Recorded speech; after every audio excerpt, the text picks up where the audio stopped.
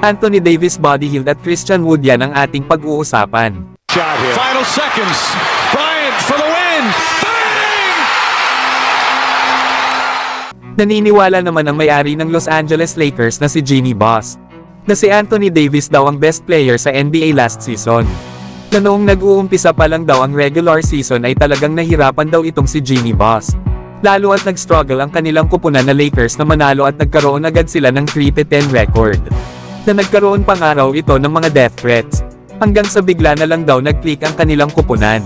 Lalo na daw itong si Anthony Davis na healthy ng mga oras na yon. At nagkaroon pa nga daw ng argument na si Anthony Davis daw ang best player last season. Pero nagtamo nga ito ng isang foot injury na kung saan ay nakaligtaan ni Davis ang nasa 20 games. Kaya naman ay 56 games lang ang nalaro nito sa regular season. Sayang at mala MVP na pa naman noon ang ipinapakita ni Davis. Pero nakapag-average pa rin ito ng 28 points, 12 rebounds, 2 assists, 1 steal at 2 blocks per game. Yan nga ay sa unang 24 games ng Lakers sa kanilang 27 games. Next season nga ay hindi pa alam kung ilalagay ba ito ni Coach Darvin Ham bilang power forward. Kung mananatili pa rin ba itong sentro ng kanilang kupunan. Lalo at sinabi nga ni Davis na gusto niyang maglaro bilang power forward next season.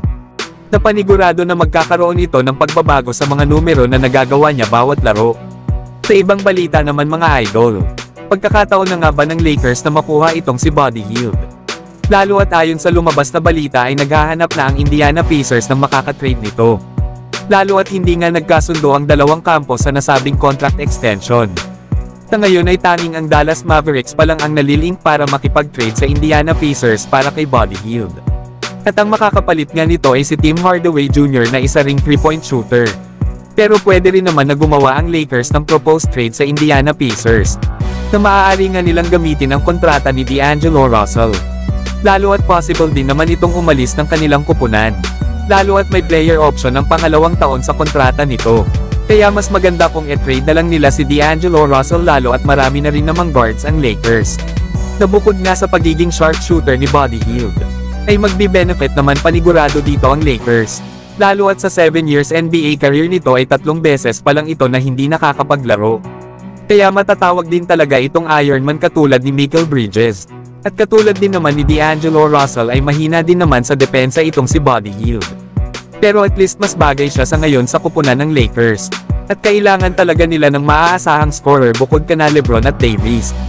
Kagaya nga ng sinabi ko ay marami ng guards ang Lakers. Kaya hindi malabo na gumawa rin talaga sila ng trade para kay Buddy Hield. Lalo at nag-average ito last season ng 16 points, 5 rebounds at 2 assists per game. Na meron naman itong 42% sa 3-point area. Pero kayo mga idol, gusto nyo ba na mapunta ng Lakers si Buddy Hield? At para naman sa huling pag-uusapan mga idol, ipinapakita na nga ni Christian Wood ang mga paghahanda na ginagawa niya para sa nalalapit na regular season. May mga inilabas nga ang Los Angeles Lakers na mga litrato na kung saan ay todo ang ensayo ni Christian Wood sa gym ng Lakers. Siyempre ay kailangan niya din mga idol na magpalakas ng katawan. Lalo at talagang maglalaro ng depensa itong si Christian Wood sa Lakers. Na ito nga ang nakikita na kahinaan sa kanyang paglalaro. Alam naman natin na isang mahusay na offensive player itong si Christian Wood.